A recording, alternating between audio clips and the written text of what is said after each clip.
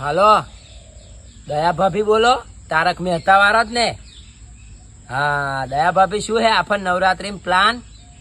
બોમ્બે રમવાના હો કે અમદાવાદમાં? અમદાવાદમાં તો બાપા જારવીન રમજો. બાકી તમે રમતો હોય ને તો અડધો કિલોમીટર લગીને તો મેદાન અમારે ખાલી જોવે. કેમ કે તમે એક તાળી પાડીને જે ચકેડી મારો એટલે ચેટલોને હુંવડાવી દો તમારા હાથમાં. આવ નહીં એવું રમતા એવું. હવે શાંત, 3 તાળી. બરાબર બરાબર.